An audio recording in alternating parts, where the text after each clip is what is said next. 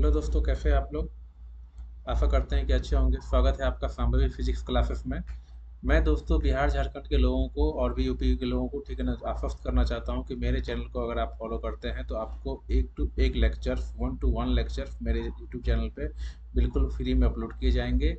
ठीक है। और मैं ये वादा करता हूं कि मैं कभी भी पेड कोर्स नहीं कराऊंगा, क्योंकि पेड कोर्स कराने के लिए मेरे पास कोई रीज़न नहीं है। मैं एक अच्छे नेशनल ब्रांड में काम कर रहा हूँ, पैसे की कोई दिक्कत नहीं है। ठीक है।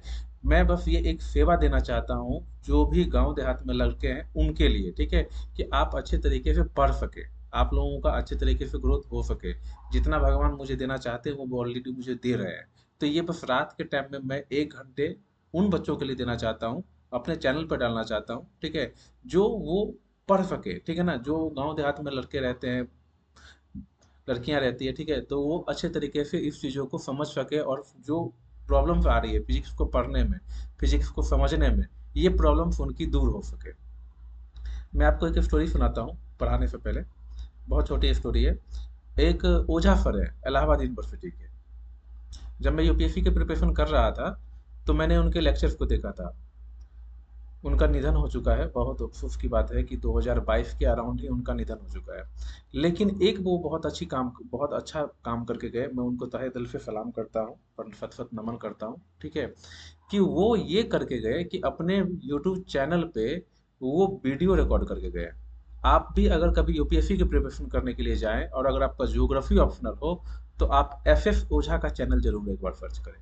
आपको रियली लगेगा कि वो जो आदमी काम करके गया है ना, वो आज नहीं 100 साल के बाद भी अमिट है। मतलब क्या माइंड ब्लोइंग वीडियो लेक्चर बना के डाला है उन्होंने। ठीक है। मतलब एकदम एक एक कॉन्सेप्ट क्लियर, इतने अच्छे क्लैरिटी के साथ, इतने अच्छे। और डिजिटल बोर्ड भी नहीं है, व्हाइट बोर्ड पे, व्हाइट बोर्ड पे इतने अच्छे तरीके से उन्होंने समझाया है। समझाने की जो कला है भगवान ने उनको दी, उसका प्रत्यक्ष सरस्वती निवास है उनके गले में। प्रत्यक्ष सरस्वती का दर्शन होता है वहाँ। तो मैं भी यही चाहता हूँ, ठीक है ना, कि जो भी देखो, मेन है, ठीक है ना, कि ये एक सेवा है। मैं एक सेवा फॉर्म करना चाहता हूँ। ठीक है। अब वो सेवा जैसे भी करना है, ठीक है ना, जैसे भी कर सकूं मैं तो कर रहा हूँ। ठीक है। चलिए लेक्चर को स्टार्ट करते हैं। लेक्चर ये पहला क्वेश्चन है। यहाँ तक हम लेक्चर 3 देख चुके हैं। लेक्चर 3 यहाँ तक देख चुके हैं। यहाँ से आगे हम लेक्चर 4 देखते हैं। If two metal sphere as shown in figure charge density same if both touch with each other, अगर दोनों को टच कर दिया गया each other, then find charge density of each sphere. तो चार्ज डेंसिटी ईच स्फेयर का find करना है। तो देखें, सबसे पहले हमें ये देखना पड़ेगा कि टोटल चार्ज है कितना। ठीक है। तो क्यू टोटल सिग्मा इंटू में इसका रेडियस कितना हो जाएगा, 4 पाई r स्क्वायर, इसका एरिया, प्लस में सिग्मा इंटू में 4 पाई और ये 2r का स्क्वायर। तो ये हो जाएगा आपका 4 पाई, ठीक है ना, सिग्मा r स्क्वायर, प्लस में ये हो जाएगा 4 का 2 का स्क्वायर 4 और 4 4 जा 16 सिग्मा r स्क्वायर। तो ये हो गया 20 पाई सिग्मा r स्क्वायर। तो टोटल चार्ज हमारे पास इतना आ गया।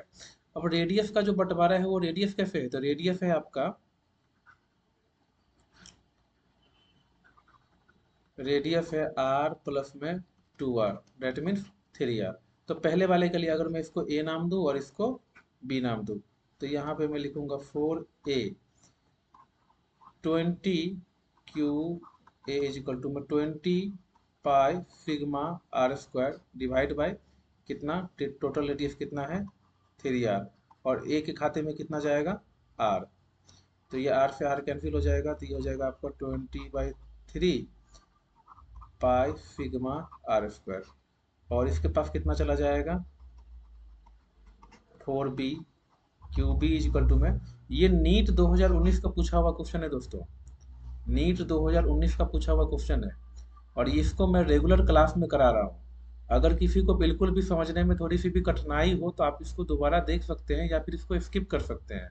क्योंकि ये लेक्चर, ये जो क्वेश्चन है ना, ये मैं इसलिए करा रहा हूँ क्योंकि मुझे पता है कि हो सकता है कोई बच्चे बोर्ड के साथ साथ जेई और नीट की प्रिपरेशन भी कर रहे हो। तो अगर आप जेई नीट का प्रिपरेशन बोर्ड के साथ साथ करना चाह रहे हैं तो हमारे चैनल को बिल्कुल फॉलो करें। हमारा चैनल उसी बेस पे बना है, हम उसी हिसाब से अपने लेक्चर को डिजाइन करते हैं कि आपका बोर्ड भी हो जाए और साथ में जेई नीट की क्लासेस भी हो जाए, उसके क्वेश्चन प्रैक्टिस भी हो जाए।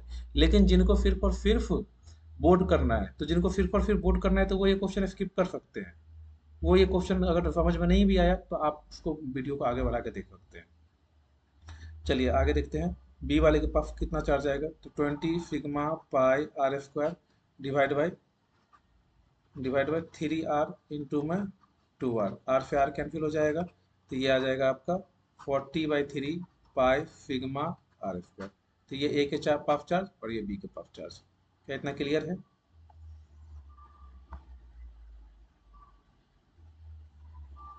ये शायद नीचे में, मुझे ऐसा लग रहा है कि नीचे वाला दिख नहीं रहा होता है। हाँ, ये दिक्कत है थोड़ी सी।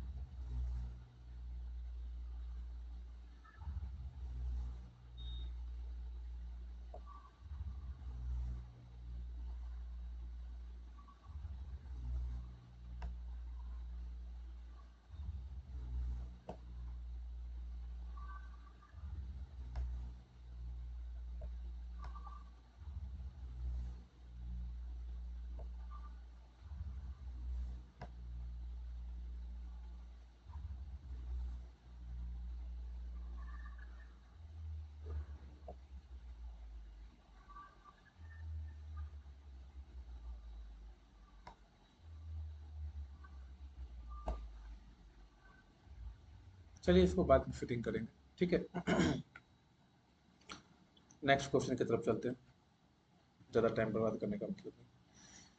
बच्चों ये आईआईटी का क्वेश्चन है, ये आईआईटी का क्वेश्चन है।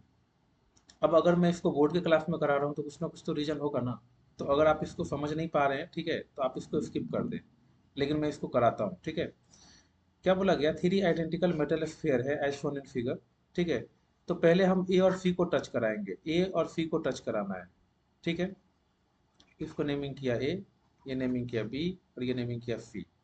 तो सबसे पहले हम फोर टच किसको करा रहे हैं, तो टच करा रहे हैं ए एंड सी को, ए और सी को टच करा रहे हैं। तो क्यू टोटल देखते हैं कि टोटल चार्ज है कितना, तो टोटल चार्ज है क्यू और प्लस में जीरो, डेट मीन्स क्यू, क्योंकि ए के पास तो चार्ज कितना है क्यू और सी के पास चार्ज कितना है, सी के पास चार्ज कितना है जीरो और ए के पास चार्ज कितना है क्यू। तो इसको हमने क्या किया, क्यू प्लस में जीरो क्यू कर दिया, ठीक है। टोटल रेडियस देखेंगे, टोटल रेडियस सेम है तो आर प्लस में आर इज इक्वल टू में 2r है। अब इसका बंटवारा होगा, तो बंटवारा कैसे होगा, ए वाले के पास कितना चार्ज जाएगा, तो q अपॉन में 2r इंटू में r से r कैंसिल, तो ये कितना हो जाएगा q/2। और c वाले के पास चार्ज कितना जाएगा, तो q अपॉन में 2r और इंटू में r, दैट मीन्स r से r कैंसिल हो जाएगा, तो q/2। तो q/2 चार्ज इसके पास भी चला गया और q/2 चार्ज इसके पास भी चला गया। समझ पा रहे हैं? अभी बी को हमने टच नहीं किया तो बी के पास चार्ज जो है वो एज इट इज वैसे ही का वैसा ही है, ठीक है। चलिए एक बार और फिर से समझते हैं इसको। जब हम ए और सी को टच करा रहे हैं, जब हम ए और सी को टच करा रहे हैं तो ए के पास चार्ज जो है और सी के पास जो चार्ज है उन दोनों को ऐड करेंगे, तो ए के पास चार्ज है कितना क्यू और सी के पास चार्ज कितना है जीरो। तो सी के पास चार्ज कितना है जीरो, तो दोनों को ऐड कर दिया तो कितना आ गया क्यू। टोटल रेडियस कितना आ जाएगा, आर प्लस में आर इज इक्वल टू में कितना 2r। तो इसका जो बंटवारा होगा चार्ज का, वो बंटवारा कैसे होगा, तो क्यू अपॉन में 2r इंटू में कितना आर। 2r का मतलब क्या टोटल, तो total charge divide by total radius, into में ए वाले का रेडियस कितना है आर, तो ये कितना हो जाएगा q/2। सी वाले के लिए क्या था, क्यू अपन में 2 और इंटू में r, तो ये कितना हो जाएगा, ये भी q/2 हो जाएगा। आई थिंक आप लोगों को समझ में आ रहा होगा, ठीक है। चलिए अब आगे बढ़ते हैं, इसको इरेज करते हैं।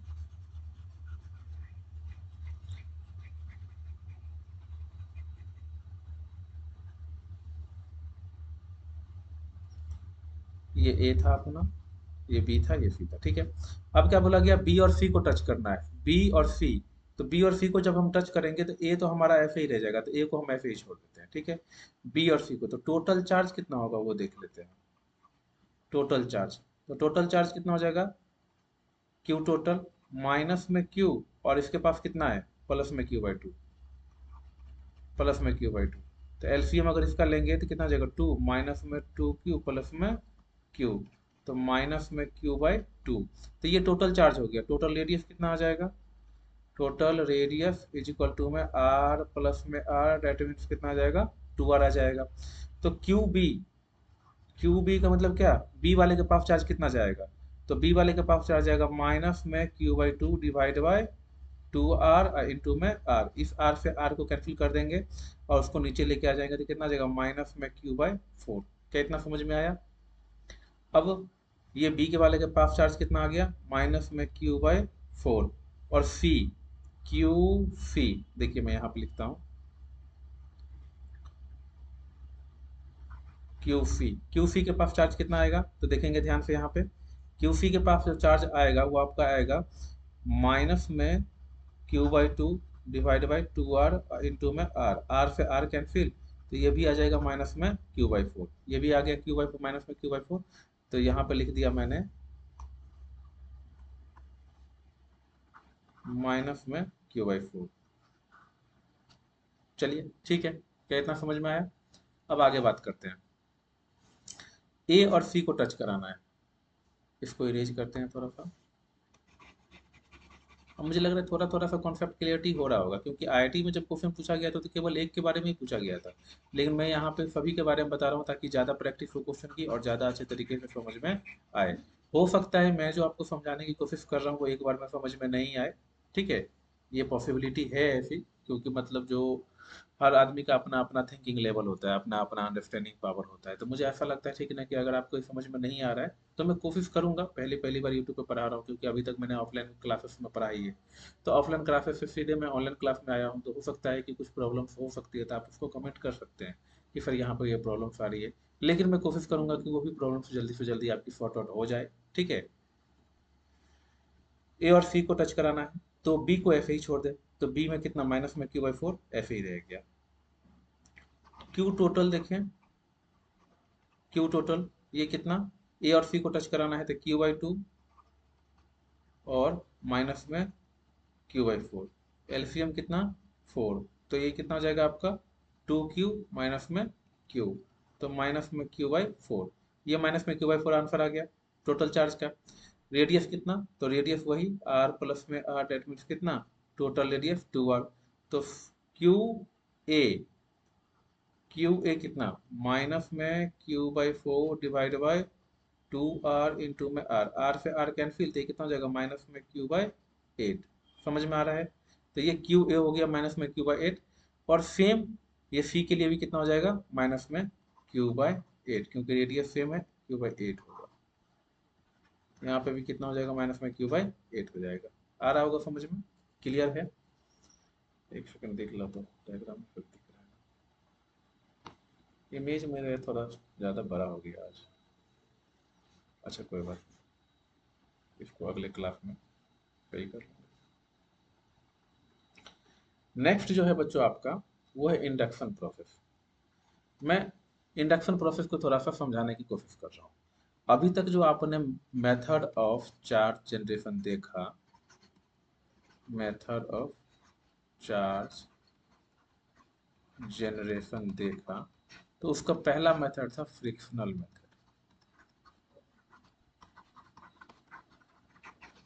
फ्रिक्शनल मेथड, जब हम अपने हाथों को एक दूसरे से रब करते हैं, रगड़ते हैं, तो हो सकता है एक कुछ इलेक्ट्रॉन इस पे चला गया होगा या फिर इसका कुछ इलेक्ट्रॉन इस पे आ गया होगा।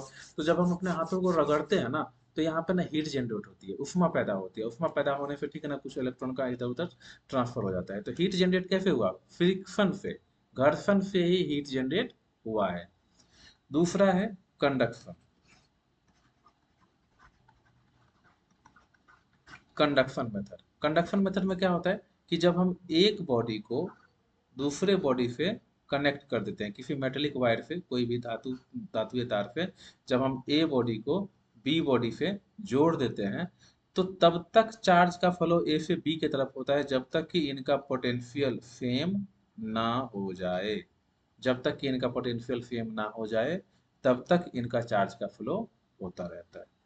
ठीक है। तीसरा है इंडक्शन। तीसरा है इंडक्शन।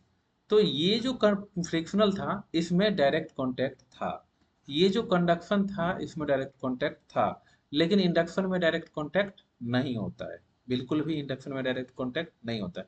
वही मैं समझाने की कोशिश कर रहा हूँ कि ये जो दो मेथड थे चार्ज जनरेशन के, इन दोनों मेथड में डायरेक्ट कांटेक्ट बनाया गया, एक वायर के थ्रू, दूसरा रब करके, ठीक है ना। लेकिन इसमें जो भी होगा वो देख के ही होगा, एक दूसरे को देख के ही काम चलता है। ठीक है। चलिए देखते हैं कैसे देखना होता है। देखने के भी बहुत सारे फायदे हैं। ये अलग डिपेंड करता है कि आप कैसे देखते हैं किसी चीज को। When two objects are placed close to each other, their charge distribution is affected. जब दो ऑब्जेक्ट एक दूसरे के साथ रखे जाते हैं तो उसका चार्ज डिस्ट्रीब्यूशन क्या होता है, अफेक्ट कर जाता है। ठीक है। देखिए मैं इसको ना थोड़ा सा सिंपल वे में ना देसी भाषा में आपको पहले समझा देता हूँ, देन उसके बाद उस लैंग्वेज पे जाएंगे। ठीक है। वहाँ पे स्पेस नहीं है इसलिए मैंने बीच बीच में ना ब्लैंक ब्लैंक स्पेस पेज ले रखा है ताकि वो समझाने के लिए अच्छा रहे। ये क्या है, एक ए बॉडी है। ठीक है। ध्यान से देखेंगे, बहुत ही सिंपल सा कॉन्सेप्ट है। ये एक ए बॉडी है और ये क्या है, न्यूट्रल कंडीशन में। ये क्या कहता है कि मैं न्यूट्रल हूँ। मतलब जितना इलेक्ट्रॉन उतना प्रोटॉन, जितना इलेक्ट्रॉन उतना प्रोटॉन, जितना इलेक्ट्रॉन उतना प्रोटॉन। ये मैंने 5-6 बना दिए। ठीक है। इसके पास में हम क्या करते हैं, एक highly negative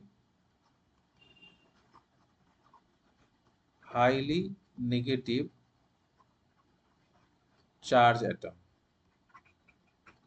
highly negative charge atom लेके आ जाते हैं। ठीक है। तो हाईली नेगेटिव चार्ज एटम जब हम इसके पास में लाते हैं ना, तो इसके जितने भी, आपको पता है कि प्लस और प्लस में क्या होता है, रिपल्सन। माइनस और माइनस में क्या होता है, रिपल्सन। प्लस और माइनस में क्या होता है, तो अट्रैक्शन। समझ पा रहे होंगे। माइनस प्लस में क्या होता है, अट्रैक्शन होता है। तो इसके जितने भी पॉजिटिव चार्ज पार्टिकल हैं, और ये तो पूरा भरा पड़ा है नेगेटिव से। ठीक है। इलेक्ट्रॉन ही इलेक्ट्रॉन है। तो होता ये है कि नेक्स्ट वाले डायग्राम जो अगला स्टेप जो हम बनाएंगे, उस स्टेप के अंदर ये पूरा नेगेटिव है। कुछ देर यहाँ यहाँ पे ये आपको दिख रहा होगा कि ज़्यादा स्पेस है, लेकिन ये स्पेस बहुत कम है। इतना होता है लगभग कि हाँ अब बस जस्ट टच हो ही जाएगा, इतना होता है। ठीक है। तो जितने भी इसके पॉजिटिव चार्ज है ना, वो एक साथ अलाइन होते हैं। मैंने यहाँ पे कितने पॉजिटिव चार्ज लिखे थे, 3 और 2 5, 4 और 1 5। तो ये इसके पीछे कौन सा फोर्स लगा, अट्रैक्शन का। ये इधर चले गए कौन से, 3 4 5। इस पे कौन सा फोर्स लगा, रिपल्सन का। क्योंकि यहाँ पे ये जो नेगेटिव है, ये नेगेटिव को क्या कर रहे हैं, रिपेल कर रहे हैं, और ये जो पॉजिटिव है इसको क्या कर रहे हैं, अट्रैक्ट कर रहे हैं। समझ पा रहे हैं मेरी बातों को। ठीक है। अब उसके बाद नेक्स्ट प्रोसेस में क्या होता है कि इस वाले स्फेयर को हम क्या करते हैं, अर्थ कर देते हैं। तो इसमें नहीं करेंगे, अगले वाले में करते हैं, अगले स्टेप में करते हैं। 5 थे ना, 5। ठीक है, 5 हो गए। ठीक है। इसमें हम इसको क्या करते हैं, अर्थ करते हैं। ये अर्थिंग का साइन है। अर्थिंग करने का मतलब क्या होता है कि उस स्फेयर को उसमें तार जोड़ा और उसको अर्थिंग, अर्थिंग का ऊपर में करते हैं ना भाई, ठीक है ना। तो उसको क्या करते हैं, जमीन में डाल दिए। ठीक है। तो ये जो अर्थ है ना, ये जो इलेक्ट्रॉन है ना, वो कहाँ चले गए, अर्थ में समा गए। ठीक है ना, अर्थ में फ्लो कर गए। तो इसके पास बच क्या गया, इसके पास केबल, और केबल क्या बच गया, पॉजिटिव चार्ज बच गया। अब देखिए स्टेप 1 में हुआ ये कि आपने क्या लिया था, न्यूट्रल बॉडी, एक हाईली नेगेटिव चार्ज एटम उसके पास में लाए। ठीक है। फिर स्टेप 2 में क्या हुआ, चार्ज डिस्ट्रीब्यूशन बिगड़ा। जो पॉजिटिव और नेगेटिव का चार्ज डिस्ट्रीब्यूशन था वो अलग अलग सेपरेट हो गया, पॉजिटिव अलग चले गए, नेगेटिव अलग चले गए। ठीक है। फिर तीसरा स्टेप में क्या हुआ, ये दूसरा स्टेप की बातें हैं। अभी यहाँ पे इसके बाद ना इसका काम खत्म है, हम इसको हटा सकते हैं। ठीक है। तीसरे स्टेप में क्या हुआ कि हमने इसको क्या किया, ग्राउंड कर दिया, अर्थिंग कर दिया। अर्थिंग करने के बाद जितने भी इलेक्ट्रॉन थे वो धरती में समा गए, और बच क्या गया, केवल और केवल प्रोटॉन बच गया। तो केवल और केवल प्रोटॉन बच गया। अब वो उसके सरफेस पे लाइक कर रहे हैं। तो लिया था हमने न्यूट्रल बॉडी, और अब ये हो गया क्या, अब ये हो गया है पॉजिटिव एटम या फिर पॉजिटिव नेचर। मतलब न्यूट्रल लिया था और न्यूट्रल से हमने क्या कर दिया, उसको पॉजिटिव कर दिया। समझ पा रहे हैं? तो यही है इंडक्शन प्रोसेस, इसी को इंडक्शन प्रोसेस बोला जाता है, जिसमें हम physically without any physically appearance body का नेचर, एटम का नेचर चेंज कर सकते हैं बिना किसी फिजिकल कांटेक्ट के। समझ पा रहे हैं? अब जो आप पीछे लिखा हुआ है वो भी समझने की चीज है। Hold the metal sphere on insulating stand. Insulating stand पे हमने क्या किया, मेटल स्फीयर को होल्ड किया। Bring a negatively charge plastic rod near it. अब जैसे आपको मैंने बोला था कि हाईली नेगेटिव चार्ज एटम उसके बगल में लेके आना है, ठीक है ना, near it. The free electrons of sphere are repel to the farther end. तो जो फ्री इलेक्ट्रॉन्स थे वो रिपेल होकर कहाँ चले गए, फर्दर एंड पे, और जो जो पॉजिटिवली चार्ज थे वो क्या हो गए, अट्रैक्ट हो गए। दूसरे में क्या है, when the far end of a sphere is connected to the ground by connecting wire। तो जब इसको आपने कनेक्ट किया, ग्राउंड कर दिया, तो जितने भी इलेक्ट्रॉन थे, यहाँ पे देखेंगे आप इस तरफ, जितने भी इलेक्ट्रॉन थे वो इलेक्ट्रॉन कहाँ चले गए, ग्राउंड में समा गए। तो वो कहाँ चले गए, फ्लो टू द ग्राउंड में समा गए। when the sphere is disconnected, जब स्फीयर को डिस्कनेक्ट किया गया ग्राउंड से, its positive charge at the end remains held due to attractive force of the external charge। तो जब इसका मतलब यहाँ पे जो अर्थिंग लगी हुई थी, जब इसको हटाया गया, तो अर्थिंग हटाया गया, तो ये जो पॉजिटिव चार्ज था ना वो अभी भी किस में है, अट्रैक्शन में है। और सबसे लास्ट में, when the plastic rod is removed the positive charge spread uniformly the sphere। अब लास्ट वाले स्फीयर में क्या किया गया है, ठीक है ना, कि इसको हटा लिया गया है, तो पॉजिटिव चार्ज जो है वो इसमें पूरे स्फीयर पे फैल गया है। समझ पा रहे हैं? यही इंडक्शन प्रोसेस करता है। चलिए क्वेश्चन के हेल्प से जो है ना इसको हम और भी अच्छे तरीके से समझने की कोशिश करते हैं। two metal parallel plates, two metal plate parallel, मुझे लग रहा है मिसप्रिंट हो गया है, शायद पैरेलल प्लेट होना चाहिए। two metal parallel plates, ठीक है, and close each other, charge q and 2q shown in figure, find charge 1 and 2। तो हमें वन लेयर पे और टू लेयर पे चार्ज फाइंड करना है, हम सभी लेयर पे फाइंड करेंगे। देखिए मेरा एक रिक्वेस्ट है, अप्रैल आ गया है, आज 4 अप्रैल है, ठीक है। मैं चाहता हूँ कि जो भी बच्चे मेरे को सुन रहे हैं या फिर मुझे सुन मतलब देखना चाह रहे हैं, ठीक है, तो वो मेरे जो चैनल है उसको अच्छे तरीके से ज्वाइन करे और कमेंट करे। मैं बार बार कहता हूँ कि अगर मुझे सिंगल स्टूडेंट भी मिल गया ना, एक स्टूडेंट भी मिल गया, तो मैं उसको यूट्यूब पे लाइव फ्री पढ़ाऊंगा। मेरा ये मकसद नहीं है कि मैं वीडियो अपलोड करके छोड़ दूंगा, आप जब मन हो तब देखना, जब मन हो तब नहीं देखना, नहीं, मेरा वो मकसद बिल्कुल नहीं है। मुझे क्लास 12th का पूरे भारत में एक भी स्टूडेंट अगर मिल गया, तो मैं उसको जेई नीट तक के लेवल के कंटेंट को पढ़ाऊंगा, ठीक है। ये मेरा वादा है आपसे। समझ रहे हैं मेरी बातों को? तो प्लीज़ इसको थोड़ा सा शेयर करें, जो भी इनके नीडी पीपल्स हैं, जिनको ज़रूरत है, जिनको पढ़ने का बिल्कुल मन है, ठीक है ना, डेडिकेटेड होकर पढ़ना चाहते हैं, ठीक है, तो वो इस चैनल को फॉलो करें और उनको थोड़ा सा ये चीज़ें शेयर करिए, आप लोग थोड़ा सा हेल्प कीजिए। चलिए बात करते हैं, ठीक है। तो मेटल प्लेट है। अब मेटल प्लेट पे जो चार्ज है, तो देखा जाए अगर सिंपल वे में, ठीक है ना, two metal plate parallel close each other, ठीक है ना, charge Q and 2q phone in figure, find charge 1 and 2 layer. ये जो चार्ज क्यू है इस पे कितना आ जाएगा, q/2, और इस पे कितना आ जाएगा, q/2, होगा ना, नहीं होगा क्या? ये 2q है, तो ये कितना हो जाएगा, q और q। अरे भैया जो q चार्ज है, तो वो जो q चार्ज का डिस्ट्रीब्यूशन होगा, तो ये जो इसकी थिकनेस है ये तो बहुत कम है ना, ये तो आपको दिखाने के लिए इतना मोटा बना दिया गया है। इसको आप ये समझो कि जो मतलब चदरा होता है ना, चदरा, चदरे इतना पतला है, समझ गए ना, जिससे वो टीना तेल का टीना सब होता है ना, उसके इतना पतला है, समझ गए ना। तो जो आपको सामने से दिख रहा है वो ऐसा है नहीं, ठीक है। क्या दिखाऊं मैं आपको, हाँ देखिए, ये एक प्लेट है मेरे पास, इससे आप देख सकते हैं, ये एक प्लेट है मेरे पास, ठीक है। तो प्लेट का जो ये जो थिकनेस है ना, इस थिकनेस से हमें कोई मतलब नहीं है। ये जो आपके सामने यहाँ पे दिख रहा है ना, ये ये इसका थिकनेस है, ठीक है। इसके थिकनेस से हमें कोई मतलब नहीं है। ये जो सामने वाला साइड है ना, ये सामने वाला जो साइड है ना, इस पे और इस पे कितना चार्ज लगेगा, उसके बारे में हमें बात करना है कि उसको कितना चार्ज आएगा, ठीक है। चलिए बात करते हैं आगे। तो इस पे चार्ज कितना आ चुका है, इस पे चार्ज आ चुका है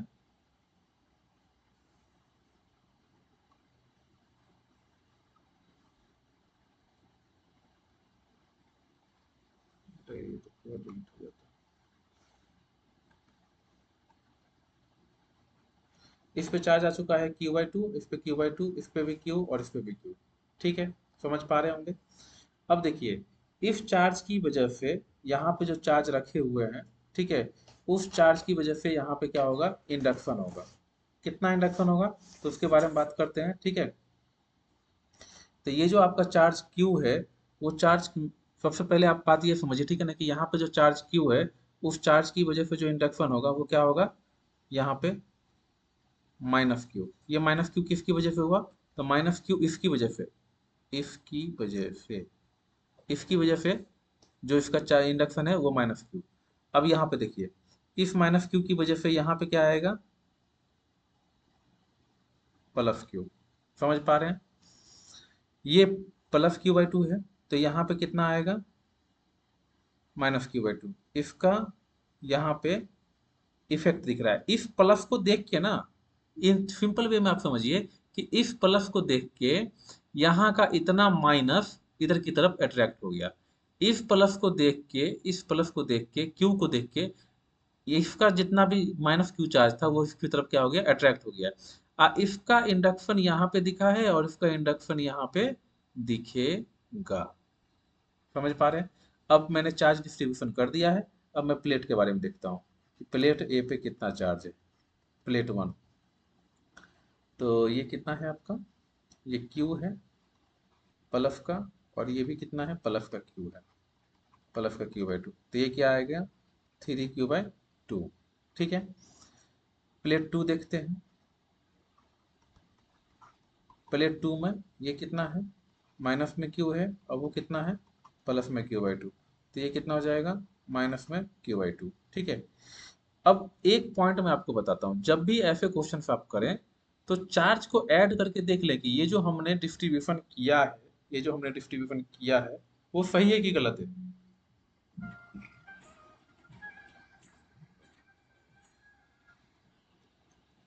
सही है कि गलत है। ठीक है, तो देखिए जैसे 3Q/2 है, 3Q/2 और माइनस में Q/2, जब आप इसको माइनस करेंगे तो 2, 3Q माइनस में Q, तो कितना, 2Q/2 मतलब कितना, Q। क्या इसके पास इनिशियल चार्ज Q था, क्या इसके पास इनिशियल चार्ज Q था, देखिए ना Q है ना। इसका मतलब ये जो हमने डिस्ट्रीब्यूशन किया है वो बिल्कुल ही सही है। अब चलिए अगला देखते हैं।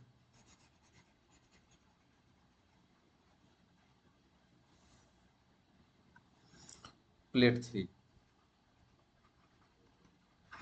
प्लेट 3 पे कितना चार्ज है, तो Q माइनस में Q/2, तो ये कितना आ जाएगा एल्फियम, ये आ जाएगा आपको Q/2। प्लेट 4, प्लेट 4 में कितना आ जाएगा, Q प्लस में Q/2, तो ये कितना आ जाएगा, ये आ जाएगा 3Q/2। क्लियर है।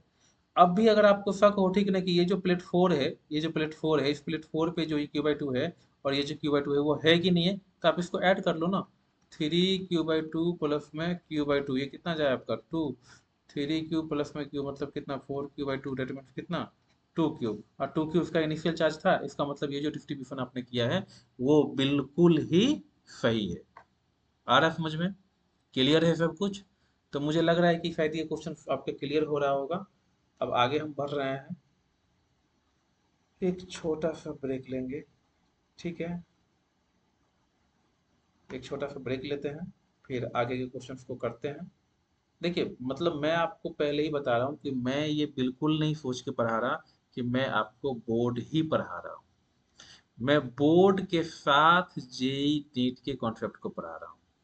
मैं बार बार कहता हूँ कि अगर कुछ ऐसे कॉन्सेप्ट हैं जो आपको समझने में दिक्कत हो रही है, तो ऐसा हो सकता है, ये कोई बहुत बड़ी बात नहीं है, ऐसा हो सकता है कि वो क्वेश्चन आपको समझने में दिक्कत आ रही हो, क्योंकि ये जो सामने आपको क्वेश्चन दिख रहा है ये भी जेई का क्वेश्चन है। इससे पहले जो क्वेश्चन किया वो भी जेई का क्वेश्चन था। तो मैं बेसिक लेवल को फॉलो कर ही नहीं रहा ना, मैं बेसिक लेवल को फॉलो कर ही नहीं रहा। हाँ, बोर्ड लेवल में कोई भी कॉम्प्रोमाइज नहीं है, जो बोर्ड का थ्योरी मांगेगा, जो बोर्ड का थ्योरी का कॉन्सेप्ट है, ठीक है ना, मैं वो पढ़ा रहा हूँ। ठीक है ना, उसमें किसी भी तरीके का कोई दिक्कत नहीं है। अभी तो हम कूलम्ब फ्लॉ पे गए भी नहीं है, ठीक है। आप कूलम्ब फ्लॉ पे, मैं कूलम्ब फ्लॉ पे जाऊंगा तो आप देखेंगे कि मैं किस हिसाब से डील कर रहा हूँ चीज़ों को। तो आपका बोर्ड नहीं छूटने दूंगा, मैं इस बात की गारंटी कर रहा हूँ। और साथ में अगर आप मेरे चैनल को फॉलो करेंगे तो आपका जेई और नीट भी नहीं छूटेगा, क्योंकि अंततः मुझे पता है कि हर स्टूडेंट का सपना होता है जेई नीट, ठीक है। तो मैं उसके हिसाब से जेई नीट पे भी फोकस कर रहा हूँ। हाँ, कुछ क्वेश्चन समझ में नहीं आए, ठीक है, तो आप मुझे बताओ, ठीक है ना, मैं उस पर दोबारा से काम करूंगा और अच्छे तरीके से अलग वे में समझाने की कोशिश करूंगा। लेकिन मेरे पढ़ाने का स्टाइल लगभग यही रहेगा।